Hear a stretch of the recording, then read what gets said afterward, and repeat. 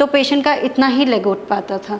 अब जब आप कर रहे हैं तो पेशेंट पूरा इतना 70 डिग्रीज 90 डिग्रीज तक आप भी पेशेंट को लेके जा सकते हैं। पैर को ऐसे मोड़ेंगे तो ये पैरालिसिस का पेशेंट अपना पैर संभाल नहीं पाएगा, ऐसे हिलता डुलता रहेगा। जब आप ये एक्सरसाइज करना शुरू करेंगे तो जाहिर सी बात है कि ये पैर ऐसे गिरेंगे, कभी इधर गिरेंगे, कभी इधर गिरेंगे। एंकल पे यहाँ रखना है और ये जो फुट है आपके यहाँ पे रेस्ट करना चाहिए, आपके यहाँ आर्म पे रेस्ट करना है। आपको ये एक्सरसाइज ऐसे करके 10 सेकेंड्स तक रोकनी है। इसमें आपको धीरे धीरे पेशेंट की ऐसे स्ट्रेच करना है। अगर आप पैर उठा रहे हैं और घुटना ऐसे मुड़ गया तो इस एक्सरसाइज का कोई मतलब नहीं है। नमस्कार सभी को, मैं doctor Neha, practising doctor at Bharat homeopathy. आज के इस वीडियो में हम बात करेंगे पैरालिसिस के पेशेंट्स के लिए 5 बेस्ट एक्सरसाइजेज, वो भी लेग एक्सरसाइजेज। तो आज के इस वीडियो में हम सिर्फ लेग एक्सरसाइजेज के बारे में बात करेंगे। दूसरा उन्हीं एक्सरसाइजेज के बारे में बात करेंगे जो शुरुआती, यानी कि एकदम पता चला है पैरालिसिस का पेशेंट है और अब आपको शुरुआत करनी है, तो शुरुआत कैसे करनी है, किन एक्सरसाइज से करनी है, इसी के बारे में हम बात करेंगे। आप जानते हैं पैरालिसिस के पेशेंट में जो पैरों की मांसपेशियां हैं वो अपनी एबिलिटी यानी अपना क्षमता खो चुकी हैं हिलने के लिए, डलने के लिए, या जैसे माइंड से रिफ्लेक्स आता है, हमारा दिमाग बताता है, दिमाग का इन्वॉल्वमेंट होता है कि राइट चलना है, लेफ्ट चलना है, या वॉक किस तरीके की होनी चाहिए। तो जाहिर सी बात है जब आपको शरीर को ये सारी चीज़ें दोबारा सिखानी है तो टेक्निक सही होनी चाहिए, सबसे इम्पॉर्टेंट बात। दूसरा, ब्रेन का इन्वॉल्वमेंट होना चाहिए।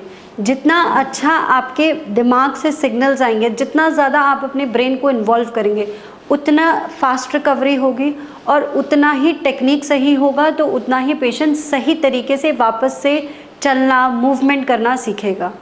पैरालिसिस के पेशेंट में 2 तरीके की एक्सरसाइज करवाई जाती है, एक पैसिव होती है, एक एक्टिव होती है।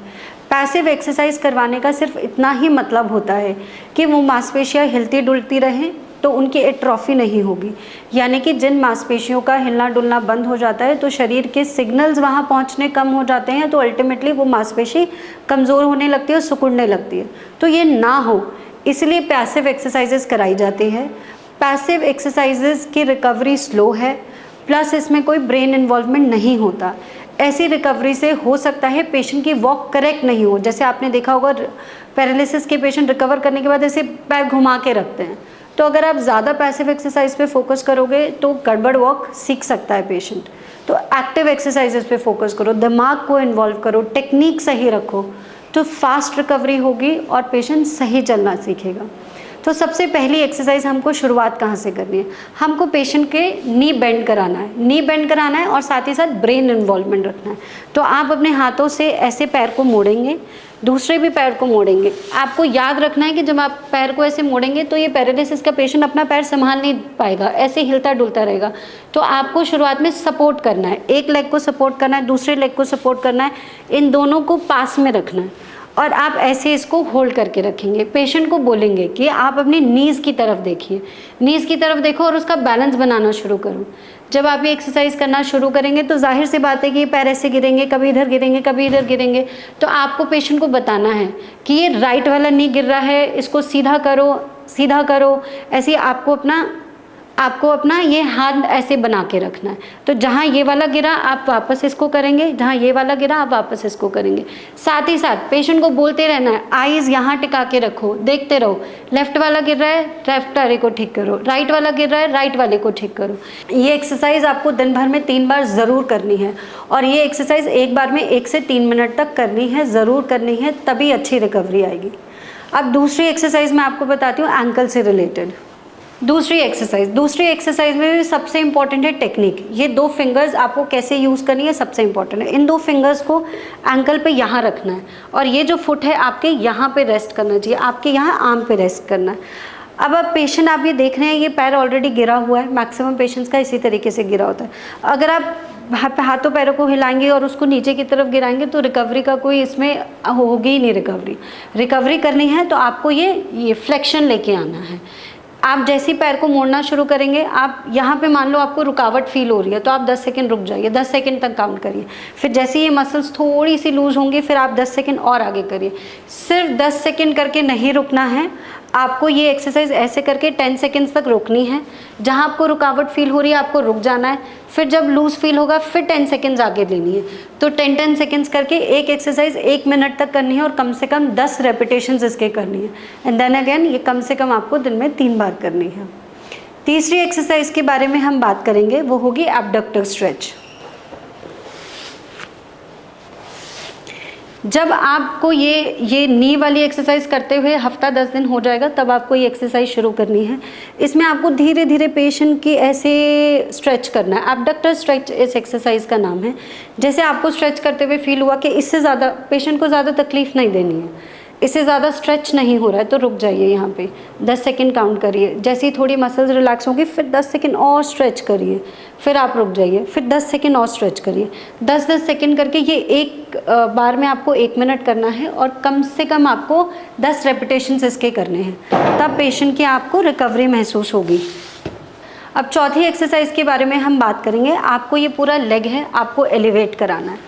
ऐसे करके आपको उठाना है। जब आप उठाना शुरू करेंगे तो देखेंगे पेशेंट का 30 डिग्रीज ही उठ पाएगा, इससे ज़्यादा पेशेंट का उठ ही नहीं पाएगा लेग। दूसरा, इस बात का खास ख्याल रखना है कि नी स्ट्रेट होना चाहिए। अगर आप पैर उठा रहे हैं और घुटना ऐसे मुड़ गया तो इस एक्सरसाइज का कोई मतलब नहीं है। तो आपको ये लेग उठाना है और ये बिल्कुल नी को सपोर्ट करके रखना है कि नी बेंड नहीं हो। 30 सेकेंड्स 30 डिग्रीज पे उठाया, उठाते रहिए। जहाँ आपको महसूस हो कि पेशेंट इससे ज़्यादा नहीं उठा पा रहा है, तकलीफ हो रही है, तो 10 सेकेंड रुक जाइए। फिर आप वहीं पे 10 सेकेंड रोक के रखिए, फिर थोड़ा सा और आगे उठाइए और 10 सेकेंड। धीरे धीरे आप ये महसूस करेंगे कि जब पहले दिन एक्सरसाइज करनी शुरू करी थी तो पेशेंट का इतना ही लेग उठ पाता था। अब जब आप कर रहे हैं तो पेशेंट पूरा इतना 70 डिग्रीज 90 डिग्रीज तक आप भी पेशेंट को लेके जा सकते हैं। याद रखना है ये एक ही दिन का काम नहीं है, करते करते महीना 2 महीना आप करते रहेंगे तब जाके आप इस स्टेज पे पहुंच पाएंगे। 5वें एक्सरसाइज के बारे में हम बात करेंगे, वो है ब्रिजिंग एक्सरसाइज। ब्रिजिंग एक्सरसाइज का बहुत अहमियत होती है। आपके हिप से पूरी लेग को स्ट्रेंथन करना, उसमें ताकत आना, जान आना। अल्टीमेटली ये एक्सरसाइज जो होती है आपको वॉक करने में हेल्प करेगी। तो ब्रिजिंग एक्सरसाइज का बहुत रोल होता है। इसमें आपको सबसे पहले ये ऐसे आपको पैर मोड़ने हैं। अब आप जब पैर मोड़ेंगे तो यहाँ टेक्निक का खास ख्याल रखना है। सही टेक्निक में आपके ये दोनों जो एंकल है, हील्स जो हैं, ये एकदम पास पास होने चाहिए, ना इधर दूर होने चाहिए, ना आगे पीछे होने चाहिए। सबसे ज़्यादा रोल इसमें होता है कि आपकी इनकी पोजीशन कैसी है, ये एकदम परफेक्ट होना चाहिए। फिर आपको धीरे धीरे पेशेंट का ये उठाना है। जब पेशेंट उठाएगा, शुरू करेगा, तो पेशेंट आपको पता है पैरालिसिस का कभी ऐसे घूमेगा, कभी ऐसे घूमेगा। आपको पूरी तरह तीसरे बंदे की हेल्प से यहाँ सपोर्ट रखना है और आपको ये उठाना है। जब आप उठाना शुरू करेंगे तो आप देखेंगे कि थोड़ा सा ही उठा पाए हैं। ब्रिजिंग एक्सरसाइजेस को आप 10 सेकेंड 20 सेकेंड जितना होल्ड करवा सकते हो, जितना पेशेंट होल्ड कर पा रहा है उतना अच्छा है। और ये भी आपको कम से कम एक बार में 10 बारी करनी है, 10 से 20 सेकेंड होल्ड कराना है। जितनी 5 एक्सरसाइजेस मैंने आपको बताई है ये आपको लगभग दिन में 3 बार ज़रूर करनी है, तभी आप फास्ट और सही रिकवरी एक्सपेक्ट कर सकते हो। अगले वीडियो में हम मिलेंगे। इसके आगे की एक्सरसाइजेस के बारे में मैं आपको नेक्स्ट वीडियो में बताऊंगी। इसके अलावा भी आपको कोई डाउट है, कन्फ्यूजन है, आप कुछ पूछना चाहते हैं तो आप हमारी टीम से कॉन्टैक्ट करिए and we will be there to help you. Thank you.